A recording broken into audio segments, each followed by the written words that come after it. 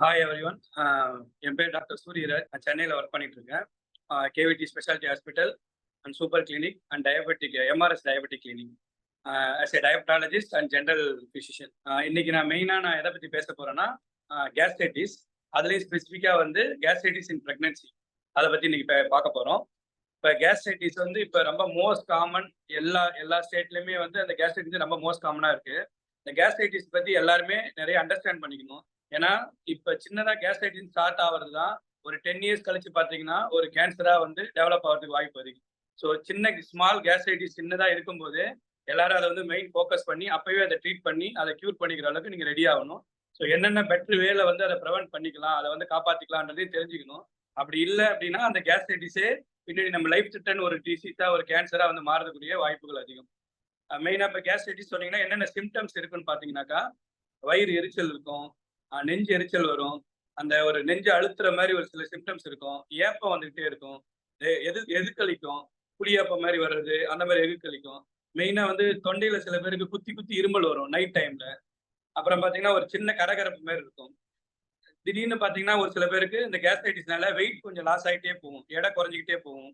அப்புறம் வந்து அந்த இன்டேக்கு கம்மியாயிடும். சாப்பாடு முழுங்குவாங்க, பட் முழுங்குறது கொஞ்சம் கஷ்டமா இருக்கும். அந்த இன்டேக்கு கம்மியா இருக்கும். ஃபர்ஸ்ட் இனிஷியலா வந்து சாப்பாட்டுக்கு இருக்கும். அப்புறம் நாளடைவு போக போக தண்ணிக்கே முழுங்குறது கஷ்டமா இருக்கும்.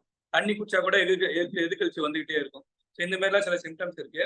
இதுக்கு பொதுவான காரணம் ஒரு என்ன பொதுவான காரணம்னு பாத்தீங்கன்னா, மெயினா வந்து ஆல்கஹால் ஸ்மோக்கிங் ஒரு மெயின் ஃபேக்டரா இருக்கு. அதுக்கப்புறம் பாத்தீங்கன்னா இந்த fried item, chips, bajji, bonda, அந்த மாதிரி சில ஃப்ரைட் ஐட்டத்தினால இந்த கேஸ்ட்ரைட்டிஸ் இன்னும் ஜாஸ்தி ஆகுது. அதுக்கப்புறம் டீ காஃபி அடிக்ஷன் நிறைய பேர் இருப்பாங்க. ஸோ ஒரு நாளைக்கு ஒரு காஃபி அலவுடு, ஒரு டீ அலவுடு. பட் அதே மோர் தென் 2ன்னு இருக்கிறப்ப இந்த கேஸ்ட்ரைட்டிஸ் சிம்டம் வந்து ரொம்ப ஜாஸ்தி ஆகிறதுக்கு வாய்ப்பு அதிகம். சாக்லேட் ஐஸ்கிரீம்ல கூட இந்த கேஸ்ட்ரைட்டிஸ் ஃபார்மேஷன் இருக்கும். ஸ்ட்ரெஸ் இன்டியூஸ்டு கேஸ்ட்ரைட்டிஸ் நவடேஸ் ரொம்ப மோஸ்ட் காமன் வந்து இந்த ஸ்ட்ரெஸ் இன்டியூஸ்டு கேஸ்ட்ரைட்டிஸ் தான். அந்த டிப்ரெஷன் டைம்ல வந்து ஆசிட்னுடைய செக்ரீஷன் வந்து ரொம்ப ஜாஸ்தியா இருக்கும். ஸோ அதனால வந்து கேஸ்ட்ரைட்டிஸ் சில பேருக்கு ஜாஸ்தியா வரும். அது நைட்ல வந்து ஜிஆர்டி ரிஃப்ளெக்ஸ் மாதிரி வரும், கேஸ்ட்ரிக் யூஸ்டர் ரிஃப்ளெக்ஸ் டிசீஸ் சொல்லுவாங்க. ஸோ அது வந்து நைட்ல அந்த ஸ்ட்ரெஸ்னாலையும் சில பேருக்கு அதிகமா வர்றதுக்கு வாய்ப்பு அதிகம். அப்புறம் வந்து இந்த ஐடி ஃபீல்ட்லாம் பாத்தீங்கன்னா லேட் நைட் சாப்பிட்ற பழக்கம் இருக்கும். சாப்பிட்டுட்டு உடனே படுக்கிறது, இல்லை லேட் நைட் சாப்பிட்றது, இது எல்லாமே இந்த டைஜஷன் இஷ்யூ ஏற்படுத்தும், இந்த செரிமான தன்மை கோளாறு ஏற்படுத்தும். இது கூட வந்து அந்த கேஸ்ட்ரைட்டிஸ்க்கு ஒரு பெரிய காரணமா இருக்கும். சில பேருக்கு பாத்தீங்கன்னா சாப்பாடு வந்து கேஸ்ட்ரைட்டிஸ் ஏற்படுத்தும். சில பேர் பாத்தீங்கன்னா பால் ஐட்டம் நிறைய எடுத்துக்கிறாங்க அப்படின்னா அது ஒரு கேஸ்ட்ரைட்டிஸ் வரும். பழங்கள், அன்னாச்சி பழம், கிரேப்ஸ், வாழைப்பழம், இதெல்லாம் சில பேர் வந்து ஆஃப்டர் 7 நைட் டைம்ல சாப்பிடுவாங்க. அது சில பேருக்கு கேஸ்ட்ரைட்டிஸ் ஏற்படுத்தும். முட்டையில இருக்கிற மஞ்சள் கரு சில பேர் கேஸ்ட்ரைட்டிஸ் ஏற்படுத்தும். உருளைக்கிழங்கு சில பேர் கேஸ்ட்ரைட்டிஸ் ஏற்படுத்தும். நிறைய பேர் உப்பு அதிகமா சாப்பிடுவாங்க. சால்ட் கண்டென்ட் அதிகமா எடுத்துக்கிறவங்களுக்கு இந்த கேஸ்ட்ரைட்டிஸ் வரும். அப்புறம் ஆயில் ஃபுட் எடுத்துக்கிறவங்களுக்கு கேஸ்ட்ரைட்டிஸ் வரும். ஓவர் ஸ்வீட் எடுத்துக்கிறவங்க, பேக்கரி ஐட்டம், அந்த பன்னு, அது எல்லாமே கேஸ்ட்ரைட்டிஸ் ஏற்படுத்தும். இந்த மாதிரி ஃபுட் ஐட்டம்ஸும் வந்து கேஸ்ட்ரைட்டிஸ் வரதுக்கு வாய்ப்பு அதிகம். ஸோ மேக்சிமம் நம்ம வந்து அதை அவாய்ட் பண்ண ட்ரை பண்ணணும். என்னென்ன சாப்பிடலாம் அப்படின்னு பாத்தீங்கன்னாக்கா, மஞ்சள், வெள்ளரிக்காய் சாப்பிடலாம், பாசிப்பயிறு, ராஜ்மா, கொள்ளு, திணை, பீட்ரூட், கேரட், கொத்தமல்லி, இந்த மாதிரி ஐட்டங்கள்லாம் நிறைய சாப்பிடலாம். நான் வெஜிடேரியன் சாப்பிடலாம், பட் ஆனால் அது வந்து பகல்ல சாப்பிட்றது அட்வைசபிள். ஆஃப்டர் 6 ஈவினிங்க்கு மேல சாப்பிட்றது அட்வைசபிள் கிடையாது. தயிர், மோர் மதிய டைம்ல எடுத்துக்கலாம். மணத்தக்காளி கீரை சாப்பிடலாம். பெருஞ்சீரகம், புதினா, அது மாதிரி ஐட்டங்கள் எடுத்துக்கலாம். அப்புறம் வந்து கஞ்சி தண்ணி சாப்பாடு வச்சுட்டு அதுல தண்ணி இருக்கும், அந்த தண்ணியை குடிச்சாலும் கேஸ்ட்ரைட்டிஸ்க்கு நல்லது. அதுக்கப்புறம் ஹாட் வாட்டர் வந்து பகல் டைம்ல எடுத்துக்கலாம். ஈவன் நைட் டைம்ல கொஞ்சம் சாப்பிட்டதுக்கு அப்புறம் லேசா ஹாட் வாட்டர் எடுத்துக்கலாம். அதுக்கப்புறம் பாத்தீங்கன்னாக்கா, இது எப்படிலாம் நம்ம வந்து அவாய்ட் பண்ணலாம், எந்தெந்த விஷயங்களை அவாய்ட் பண்ணாக்கா இந்த கேஸ்ட்ரைட்டிஸை நம்ம ப்ரிவென்ட் பண்ணிக்கலாம் அப்படின்னு பாத்தீங்கன்னா, மெயினா ஸ்ட்ரெஸ் ரிடியூஸ் பண்ணணும். நல்ல தூக்கம் இருக்கணும், ஸ்லீப்பிங், நல்ல ஒரு காம் ஸ்லீப் இருக்கணும். அதுக்காக நம்ம யோகா போகலாம், மெடிடேஷன் பண்ணலாம், நம்ம பிடிச்ச மியூசிக்ஸ் கேட்கலாம். இதனால வந்து இந்த டிப்ரெஷன் கம்மியாகும். இதனால ஆசிட் செக்ரீஷன் வந்து கம்மியாகும். அதனால இந்த ஆசிட் ரிஃப்ளக்ஸும் கம்மியாகும். ஸோ அதனால கேஸ்ட்ரைட்டிஸ் வந்து ரிடியூஸ் ஆகிறதுக்கு வாய்ப்பு ரொம்ப ஜாஸ்தி. அடுத்தது, தூங்குறதுக்கு முன்னாடி மினிமம் 2 to 3 hours கேப் இருக்கணும். சாப்பிட்டோம்னா ஒரு சின்ன ஒரு 10 minutes ஸ்லோ வாக் பண்ணணும். வாக் பண்ணும்போது டைஜஷன் நார்மலாகவும் 2 to 3 hours கேப்ல கேன் ஸ்லீப், தூங்கலாம். அடுத்தது, வேலைக்கு கரெக்டா சாப்பிடணும். மார்னிங் சாப்பாடு, மதிய சாப்பாடு, நைட் சாப்பாடுனா நம்ம டைம் எடுத்துக்கணும். இல்ல மினிமலா எடுத்துன்னா 5 times கூட எடுத்துக்கலாம். ஓவர் ஃபுல்னஸ், ஓவர்லோடு எடுத்துக்க தேவையில்ல. மேக்ஸிமம் அவுட் சைட் ஃபுட்டை வந்து அவாய்ட் பண்ணணும். ஏன்னா அவங்க ஆயில் வந்து மல்டிபிள் டைம் யூஸ் பண்ணுவாங்க. அதுக்கப்புறம் வந்து இந்த மெயினா அந்த பிரெக்னன்சி டைம்ல அப்படின்னு சொல்ல போனாக்கா என்னென்ன சிம்டம்ஸ் ரொம்ப காமனா வர்றதுக்கு வாய்ப்பு இருக்குன்னா, இந்த பிரெக்னன்சி டைம்ல அந்த குழந்தை வளரும் போது அப்டாமன் வந்து பெருசாகும் போது அது போயிட்டு அந்த ஸ்டொமக் வந்து கொஞ்சம் ப்ரெஷர் கொடுக்கும்போது அவங்க லைட்டா சாப்பிட்டா கூட ஹெவியா இருக்க மாதிரி ஃபீல் ஆவாங்க. அதனால என்ன பண்ணணும்னா அவங்களுடைய மீலை வந்து மல்டிபிளா வந்து டிவைட் பண்ணிக்கணும். கொஞ்சம் கொஞ்சமா டிவைட் பண்ணிட்டு ஒரு நாளைக்கே ஒரு 5 டைம் 6 டைம் அது மாதிரி சாப்பிட பார்க்கணும். அவங்க வந்து நைட்ல வந்து அந்த புல் சாப்பாடு சாப்பிட்டுட்டு படுத்தாலோ இந்த குழந்தையினுடைய வளர்ச்சியினால அது ஒரு ப்ரெஷர் கொடுத்து எகுத்து வர்றதுக்கு வாய்ப்பு அதிகம், நெஞ்செரிச்சல் வர்றதுக்கு வாய்ப்பு அதிகம், அவங்க வாமிட்டிங் சென்சேஷன் வர்றதுக்கு வாய்ப்பு அதிகம். ஸோ அதனால இவங்க வந்து முடிஞ்ச அளவுக்கு அந்த கேப்ஸை மெயின்டைன் பண்ணணும். இன்னொன்னா அவங்க படுக்கும்போது ஹெட் எலிவேஷன் பொசிஷன்ல படுக்கணும். அவங்க ஹெட்டும் கொஞ்சம் மேலே வரணும், ஷோல்டர் பொசிஷனும் மேலே வரணும். ஸோ அந்த மாதிரி பாடி கொஞ்சம் அப்பர் போஸ்டர்ல இருந்துச்சுனாக்கா அவங்களுக்கு டைஜஷன் இஷ்யூஸ் கொஞ்சம் செட்டில் ஆகிறதுக்கு வாய்ப்பு உண்டு. அப்புறம் வந்து லெஃப்ட் சைட்ல அவங்க ஒரு வச்சு படுத்துக்கலாம். லெஃப்ட் சைட்ல சார்ஜ் படுக்கிறப்பையும் இந்த கேஸ்ட்ரைட்டிஸ் அந்த ஜிஆர்டி ரிஃப்ளெக்ஸ் இஷ்யூஸ் வந்து கம்மியாகும். இன்னொன்று விஷயம் என்னன்னாக்கா அவங்க அந்த பிரெக்னன்சி டைம்ல ஃபோலிக் ஆசிட் அயன் டேப்லெட்ஸ் எடுத்துக்குவாங்க. அந்த டைம்ல நம்ம ஆன்டாசிட் டேப்லெட் எடுக்கிறப்ப கண்டிப்பா நம்ம டாக்டர்ஸ்க்கு கன்சல்ட் பண்ணணும். ஏன்னாக்கா அந்த ஆன்டாசிட் டேப்லெட் வந்து இதனுடைய அப்சார்ப்ஷன் கெப்பாசிட்டி கொஞ்சம் ரெடியூஸ் பண்ணும். அதனால ஒரு 2 hours கேப் வச்சுக்கணும் நம்ம இந்த இது folic acid and iron tablet எடுக்கிறப்ப. அதுக்கப்புறம் வந்து பொரிச்ச சாப்பாடு அதெல்லாம் சாப்பிடக்கூடாது, மசாலா உணவு சாப்பிடக்கூடாது. பிரெக்னன்சில மெயினா ஸ்மோக்கிங் ஆல்கஹால் அவாய்ட் பண்ணும். இது கேஸ்ட்ரைட்டிஸ்க்கும் கெட்டது. இன்னொன்னு பிரெக்னன்சில பேபிக்கு ரொம்ப ஆபத்து வரும். அது டெலிவரி டைம்ல ரொம்ப இஷ்யூஸ் வரும். போதுமா இன்னும் இருக்கா? அதுக்கப்புறம் காஃபி, சோடா அந்த மாதிரி ஐட்டத்தையும் மேக்ஸிமம் அவாய்ட் பண்ண ட்ரை பண்ணணும். இவங்க வந்து தயிர் எடுத்துக்கலாம். 1 கப் தயிர் டெய்லியுமே 1 கப் தயிர் எடுத்துக்கலாம். அந்த கேஸ்ட்ரைட்டிஸ் அதே மாதிரி சிம்டத்தை வந்து 1 கப் தயிர் எடுத்துக்கலாம்.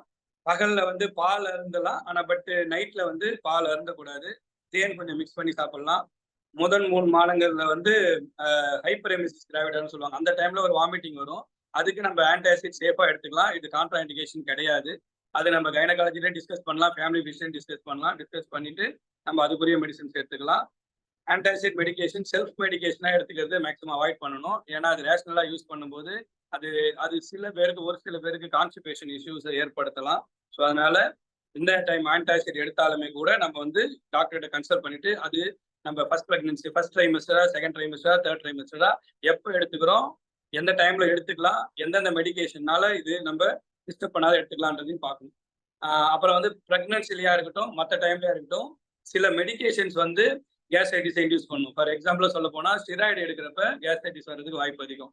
ஸோ ஒரு வீசிங் பேஷண்ட்டோ இல்ல பிரெக்னன்சில லங் மெச்சூரிட்டிக்காக கொடுக்குற ஸ்டெராய்டோ வந்து கேஸ்ட்ரைட்டிஸை ஏற்படுத்தலாம். ஸோ அந்த டைம்லயும் நம்ம வந்து ஆன்டாசிட் யூஸ் பண்ணிக்கலாம். அதுவும் வந்து கன்சர்ன் டாக்டரை நம்ம கன்சல்ட் பண்ணிட்டு அந்த ஆன்டாசிட் எடுத்துக்கலாம். அதுக்கப்புறம் வந்து சில ஸ்பெசிஃபிக்கான சில சிம்டம்ஸ் சொல்லணும்னா வாய்ஸ் சேஞ்ச் ஓவர் வரும். வாய்ஸ் சேஞ்ச் ஓவர் சொல்லுவாங்க. அதுக்கு எல்லாமே வந்து இஎன்டி டாக்டர் பார்ப்பாங்க. அது ரிலேட்டடா சிம்டம்ஸ் ட்ரை பண்ணுவாங்க. பட் அதுவுமே கூட கேஸ்ட்ரைட்டிஸ், ஜிஆர்டி ப்ராப்ளத்தினால அந்த வாய்ஸ் சேஞ்ச் ஓவர் வர்றதுக்கு வாய்ப்பு அதிகம். அந்த நைட் காஃப்ன்றது ஒன்று இருக்கு. ஸோ நைட் காஃப் மோஸ்டா வந்து அது வந்து சளின்ற மாதிரி நினைச்சுக்குவாங்க நிறைய பேர். பட் அது அதனால வர்றது கிடையாது. அந்த கேஸ்ட்ரிக் ரிஃப்ளெக்ஸல் வந்து அந்த த்ரோட்ல இரிட்டேஷன் பண்ணி அங்கிருந்து குத்தி குத்தி வர காஃப் தான் வந்து நைட் காஃப். நிறைய பேருக்கு ஆன்டாசிட் எடுத்தாலே இந்த காஃப் செட்டில் ஆயிடும். ஸோ அதனாலதான் நிறைய பல்மாலஜிஸ்ட் என்ன பண்ணுவாங்கன்னாக்கா இந்த காஃப் கண்டினியூஸா வருது அப்படின்னா அவங்களுக்கு டயக்னோஸ் சரியா கிளியரா கிடைக்கலன்னா இந்த ஆன்டாசிட் வந்து 2 வேளைக்கு மார்னிங் அண்ட் நைட் 2 வேளைக்குமே பிஃபோர் ஃபுட் எடுத்துக்க சொல்லிட்டு தென் ஒன்லி அவங்க ரெஸ்பிரேட்டரி அவங்க மெடிசன்ஸை கொடுப்பாங்க. அப்படி கொடுக்குறப்ப நிறைய பேர் செட்டில் ஆவாங்க. அதுக்கு ரீசன் வந்து கேஸ்ட்ரைட்டிஸ் அண்ட் ஜிஆர்டி. ஸோ எந்த காஃப் வந்தாலுமே வி ஹேவ் டு நோட் இது கேஸ்ட்ரைட்டிஸாகவும் இருக்கலாம் அப்படின்ற பாயிண்ட் அவுட்லயே நம்ம பார்க்கணும். அது மாதிரி இப்ப இருக்கிற ஒர்க் ஸ்ட்ரெஸ்ல நிறைய பேருக்கு வந்து ஒபிசிட்டி வருது. இந்த ஒபிசிட்டிக்கு காரணமும் இந்த ஆசிட் செக்ரீஷன் தான் ஒரு ரீசனா இருக்கு.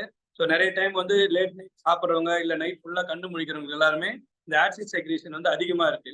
அதனால அந்த டைம்ல அவங்க சாப்பிட்டாலும் அது ஓவர் டைஜஷன் ஆகுது, இல்ல சில டைம் மிஸ்டைஜஷன் ஆகுது, சில டைம் அந்த ரிஃப்ளெக்ஸ்னால அந்த அந்த ட்ராக்கே வந்து ஸ்வெல்லிங் மாதிரி ஏற்படுது. அதனால அவங்க என்ன பண்றாங்க, அதுக்கு சில பேருக்கு சாப்பிட்டா வந்து நல்லா இருக்கு அப்படின்ற மாதிரி ஃபீல் பண்ணுவாங்க. லைக் எக்ஸாம்பிள் டியோடின் அல்சருக்கு பாத்தீங்கன்னா சாப்பிட்டா நல்லா இருக்கும். அப்ப என்ன பண்ணுவாங்க, நிறைய வாட்டி சாப்பிட்டுக்கிட்டே இருப்பாங்க. நைட்டு சாப்பிடுவாங்க, காலையிலேயே சாப்பிடுவாங்க, மதியம் சாப்பிட்டா நிறைய வாட்டி சாப்பிடுவாங்க. சாப்பிடும்போது அவங்க வயிறு அந்த பெயின் அண்ட் டிஸ்கம்ஃபர்ட் வந்து கம்மியா இருக்க மாதிரி தெரியும்.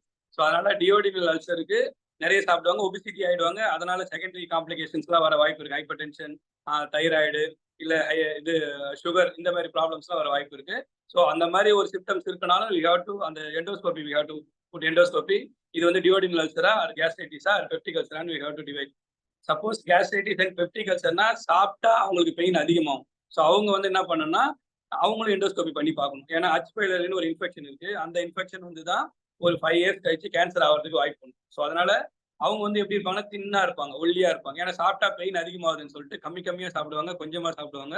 ஸோ அதனால என்ன பண்ணணும்னா, அந்த மாதிரி ஒல்லியா இருக்காங்க, சாப்பிடும்போது எனக்கு கஷ்டமா இருக்கு, என்னால சாப்பிடவே முடியல, எது சாப்பிட்டாலும் எனக்கு வாமிட்டிங் சென்சேஷன் வருது அப்படின்னு அவங்க சொன்னாங்கன்னா, நம்ம வந்து அது பெப்டிக் அல்சர் இருக்கா, ஹச் பைலோரி இன்ஃபெக்ஷன் இருக்கா அப்படின்னு சொல்லிட்டு எண்டோஸ்கோபி போட்டு தேவைன்னா பயாப்சி எடுத்து அதை வந்து நம்ம கண்டுபிடிக்கணும். இது இனிஷியல் ஸ்டேஜாவே நம்ம பாக்குறப்ப இது சிம்பிள் கேஸ்ட்ரைட்டிஸாவே கிளியர் ஆயிடும், அதுவாவே நார்மல் ஆயிடும். நம்ம இன்கேஸ் அந்த ஹச் பைலோரி இன்ஃபெக்ஷனை மிஸ் பண்றோம் அப்படின்னா ஒரு 3 டைம்ஸ் ரிப்பீட்டட் எபிசோடா வரும். அப்படி வந்துச்சுனாக்கா அந்த ஸ்டொமக் வால்ல ஃபுல்லா திக்கனிங் ஆயிடும். அது ஃபியூச்சர்ல ஒரு கேன்சர் ஸ்டேஜுக்கு போறது கூட வாய்ப்பு உண்டு. ஸோ எந்த ஒரு விஷயத்தையும் சிம்பிளா இருக்கும்போது வி ஹேவ் டு கிளியர். இன் பிரெக்னன்சில மெயினா வந்து இந்த கேஸ்ட்ரைட்டிஸ் வந்து ஈஸியா ட்ரீட்டபிள். ஸோ அவங்க அந்த கண்டிஷனை அனலைஸ் பண்ணி அவங்க கண்டிஷனை புரிஞ்சுக்கிட்டு அதுக்கேற்ற மாதிரி வந்து அவங்க மெடிகேஷன் எடுத்துக்கணும். எந்த ஒரு மெடிகேஷனுமே செல்ஃப் மெடிகேஷன் வந்து கண்டிப்பா அவாய்ட் பண்ணிடணும். கண்டிப்பா டாக்டரை போய் கன்சல்ட் பண்ணணும். அவங்க இது எப்போ எடுக்கணும், எப்படி எடுக்கணும், சில பேருக்கு பிஃபோர் ஃபுட் எடுக்க சொல்லுவாங்க, சில பேருக்கு ஆஃப்டர் ஃபுட் எடுக்க சொல்லுவாங்க. அதெல்லாம் கரெக்டா அந்த அட்வைஸை கேட்டுக்கிட்டு நம்ம வந்து வி ஹேவ் டு ஃபாலோ. ஓகேவா? இந்த மாதிரி கேஸ்ட்ரைட்டிஸ் தொந்தரவு இருக்கும்போது நீங்க மேக்ஸிமம் டாக்டர் போய் பாக்குறப்ப சில டேப்லெட்ஸ் வந்து காஸ்ட்லியாவே இருக்கு. நிறைய பிராண்ட்ஸ் வருது, நிறைய பிராண்ட்ஸ் இருக்கு, 1,00,000 பிராண்ட்ஸுக்கு மேல இருக்கு. பட் ரொம்ப காஸ்ட்லியா இருக்கும். பட் ரொம்ப நாளாவே நம்ம யூஸ் பண்றது ரொம்ப லோ பட்ஜெட், ரொம்ப பெனிஃபிட்டானதுன்னா நம்ம ஒமிஸ் டேப்லெட் எடுத்துக்கலாம். ஒமிஸ் கேப்சூல், ஒமிஸ் 20 mg இருக்கும், ஒமிஸ் டிஎஸ்ஆர் இருக்கு. அந்த மாதிரி அந்த டேப்லெட்ஸ் எடுத்துக்கலாம். சில பேருக்கு வந்து இந்த இந்த நைட் காஃப் சிம்டம் சொல்றோம்ல, அது ட்ரை காஃப் மாதிரி வரும். அதுக்கு வந்து இந்த ரெஸ்வாசன் சிரப் இருக்கு. அது அது வந்து சில பேருக்கு நல்லா கேக்குது. ஈவன் இந்த ஜிஆர்டி அண்ட் ட்ரை காஃப் வரவங்களுக்கு அந்த ஒமிஸ் வித் ரெஸ்வாஸ் அந்த மாதிரி சிரப் அந்த காம்பினேஷன் இந்த டேப்லெட் கொடுக்குறப்ப நிறைய பேருக்கு நல்லா செட்டில் ஆகுது. ஸோ டாக்டர்ஸ் இதை பாக்குறவங்க அவங்க இதை புரிஞ்சுக்கலாம் அவங்க. ஸோ கேஸ்ட்ரைட்டிஸ்க்கு இந்த மாதிரி மினிமல் பட்ஜெட்ல வித் பெஸ்ட் பெனிஃபிட் கிடைக்கணும்னா ஒமிஸ் டேப்லெட் மாதிரி எடுத்துக்கலாம் நம்ம. தேங்க்யூ.